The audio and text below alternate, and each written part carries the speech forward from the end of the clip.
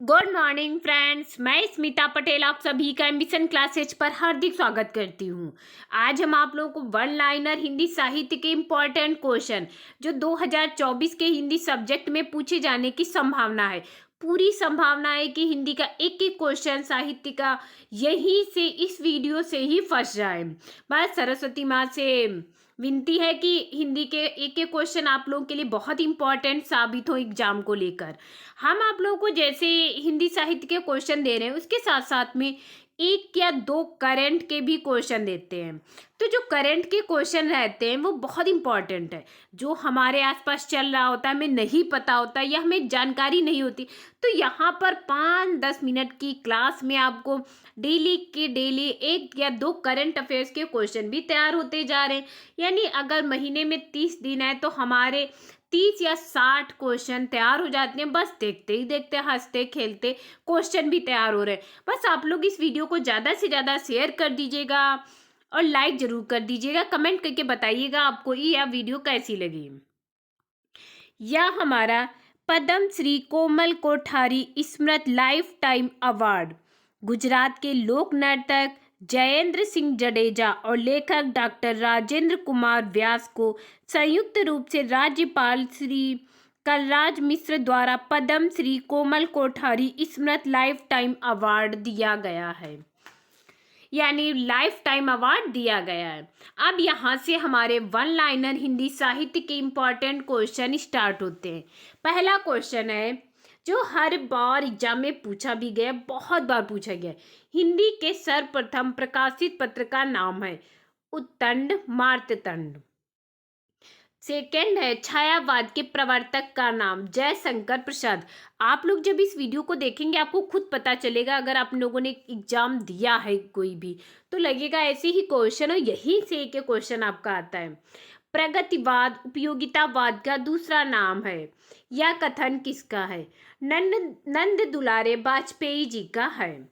चौथा क्वेश्चन है प्रेमचंद्र के अधूरे उपन्यास, बहुत बार पूछा गया, बहुत इंपॉर्टेंट है, का नाम क्या है? मंगलसूत्र प्रेमचंद्र का अधूरा उपन्यास है।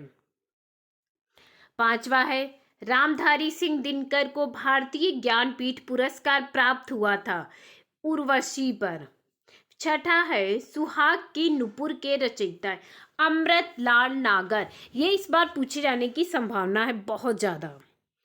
सातवां क्वेश्चन है संस्कृत के 4 अध्याय किसकी रचना है? रामधारी सिंह दिनकर जी की है।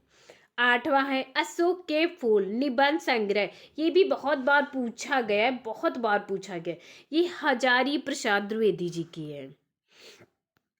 नवा है झरना काव्य संग्रह के रचयिता है जयशंकर प्रसाद। कामायनी, झरना, आसूलर ये सब जयशंकर प्रसाद जी की हैं। 10 क्वेश्चन है दुरित दुख दैन्य न थे जब ज्ञात, अपरिचित जरा मरण भ्रूपात। पंक्ति के रचनाकार हैं ये सुमित्रा नंदन पंत जी की रचना है, वो रचनाकार है, इन्होंने ही लिखा है इसे। फिर 11 निराला के राम तुलसीदास के राम से भिन्न और भवभूति के राम के निकट है। यह कथन किस हिंदी आलोचक का है? यह हमारे डॉक्टर रामविलास शर्मा जी का है। 12 क्वेश्चन है राम की शक्ति पूजा में निराला की इन 2 कविताओं का सार तत्व समाहित है। जागो फिर एक बार और तुलसीदास जी। 13 है भारत भारती, बहुत बार पूछा गया, ज्यादातर पता भी है, मैथिली शरण गुप्त जी की है। 14 क्वेश्चन है मनुष्य के आचरण के प्रवर्तक भाव या मनोविकार ही होते हैं, बुद्धि नहीं। कभी कभी ऐसी लाइन पूछ दी जाती है और पूछा जाता है कि यह कथन किसका है। अब ऐसे ही इस टाइप से क्वेश्चन पूछे जाते हैं, ये नहीं इसमें से कौन सा समास है संधि। कम से कम 15 क्वेश्चन आपके हिंदी साहित्य के होते। अगर आपने हिंदी साहित्य के 15 क्वेश्चन सही कर लिए आपका सिलेक्शन पक्का है। तो यह हमारा रामचंद्र शुक्ल का है। फिर ये 15 बहुत इंपॉर्टेंट क्वेश्चन है। रस मीमांसा रस सिद्धांत से संबंधित पुस्तक है। इस पुस्तक के लेखक है आचार्य रामचंद्र शुक्ल। यानी 15 क्वेश्चन जो आपको यहाँ पर कराए गए बहुत इंपॉर्टेंट है। एक क्वेश्चन आपका एग्जाम में आने वाला है। बस आप लोग इस वीडियो को ज़्यादा से ज़्यादा शेयर कर दीजिएगा। Thank you class.